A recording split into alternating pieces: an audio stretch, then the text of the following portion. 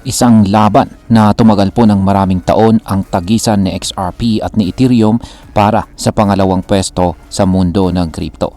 Oo, matagal na pala silang nagsasalitan yan sa XRP at saka sa Ethereum sa pagiging pangalawang pinakamalaking crypto, habang si Bitcoin naman ay kampante lang sa kanyang trono bilang number 1. Pero paano nga ba nagsimula ang labang ito? Ano ang mga dahilan kung bakit sila nagpapalitan ng pwesto? At ngayon, may pag-asa pa ba si XRP na makabawi? Kaya yan po ang siyang ating pag-uusapan sa video na ito. Pero bago po tayo magpatuloy, ay pakibasa na lamang po muna ang disclaimer dito sa ibaba ng ating screen. Yan, paano nga ba nagsimula ang laban sa pagitan ni XRP at Ethereum? Bago pa dumating ang kasikatan ni XRP at ni Ethereum, may isa pang sikat na crypto noon. At yan po ay walang iba kundi si Litecoin. Siya ang dating may hawak ng ikatlong pwesto dito sa mundo ng crypto. Pero noong October 2014, biglang pumasok si XRP at kinuha niya ang spot na yan mula kay Litecoin. Mula dito ay nagsimula na ang kanyang panandaliang pamamayagpag. Pero hindi rin nagtagal ang kanyang paghahari. Dahil noong February 2016, pumasok na si Ethereum at umangat ang kanyang market cap hanggang $358.3 million. Samantalang si XRP ay nasa $276 million lang. At dito nagsimula ang matinding rivalry. Ngayon ay paano po nagpalitan ng pwesto sina XRP at saka Ethereum sa mga susunod na taon? Noong taong 2016, si Ethereum ay nanatili sa ikalawang pwesto at nagtapos pa ang taon na may market cap na higit $600 million, habang si XRP naman ay nasa humigit kumulang $200 million lamang. Pero nagbago po ang lahat pagdating po ng December 2017. Biglang pumutok si XRP. Parang sumabog ang kanyang presyo at umabot po ang kanyang market cap sa napakalaking $89.12 billion. Kaya naman, nabawi niya ang ikalawang pwesto mula kay Ethereum na nasa $73.17 billion lamang noon. Pero hindi ito nagtagal.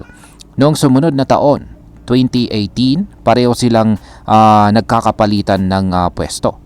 May mga panahon na si XRP ang nangunguna, may mga panahon din na si Ethereum ang siyang bumabalik.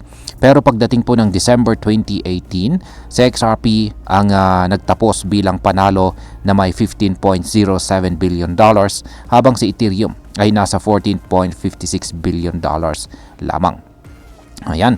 Ngayon is ano po ang epekto ng SEC lawsuit dito kay XRP?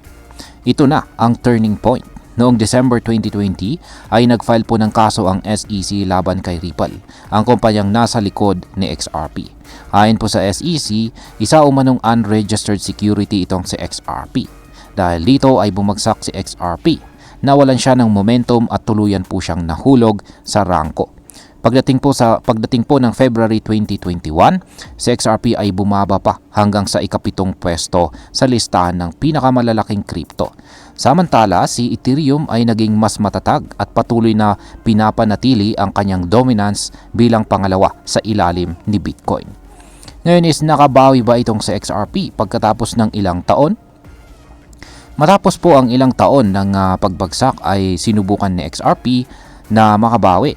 Pero sa mga taong 2023 at saka 2024, hirap pa rin siya na makapasok sa top 5. Noong October 2024, si XRP ay nasa ikapitong pwesto pa rin at ang kanyang market cap ay nasa $29.3 billion.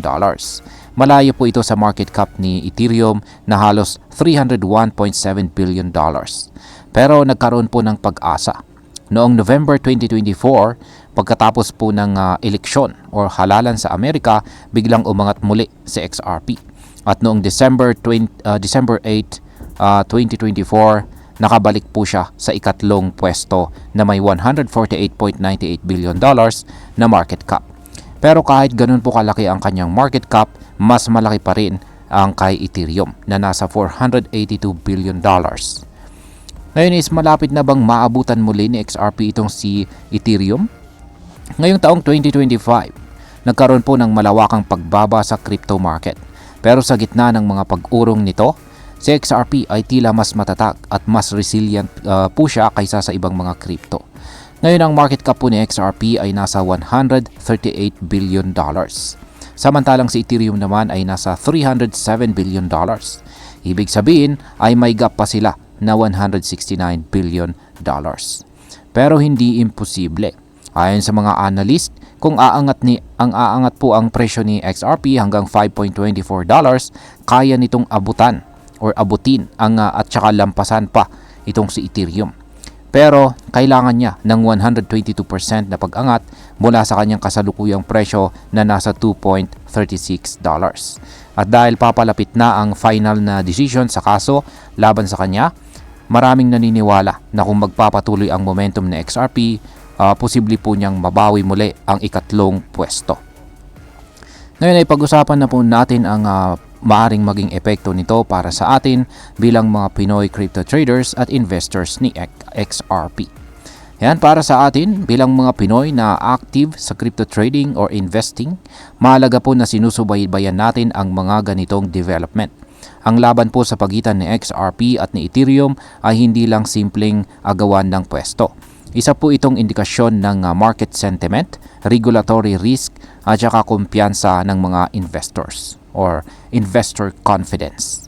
Kapag nakita natin si XRP at ito ay nakabawi kahit na may legal issues pa siya, ibig sabihin nito ay malakas ang tiwala ng mga investors sa kanyang potensyal. At kung sakaling maipanalo ni Ripple ang laban sa SEC, tiyak na mas lalakas pa ang demand para kay XRP.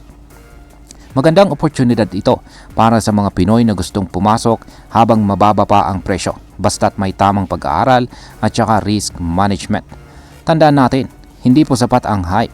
Dapat ay may sapat na kaalaman bago po tayo mag-invest. Bilang panghuli, ang masasabi ko naman tungkol dito ay para sa akin, ang laban na ito ay isang classic na kwento ng pagbangon at pagpupursige. Si Ethereum ay naging matatag at patuloy ang innovation.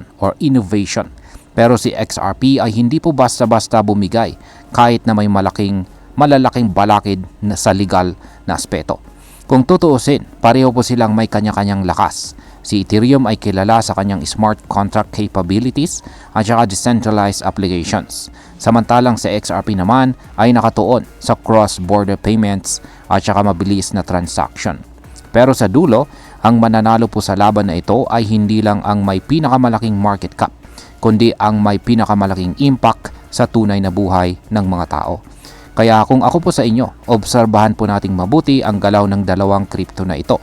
Dahil ang susunod na buwan o susunod na taon ay maaring magbago ng kasaysayan ng buong crypto market. At ayan, hanggang dito na lamang po tayo sa video na ito mga ka-crypto. Marami pong salamat sa panonood. Ingat po tayo lagi at God bless po sa ating lahat.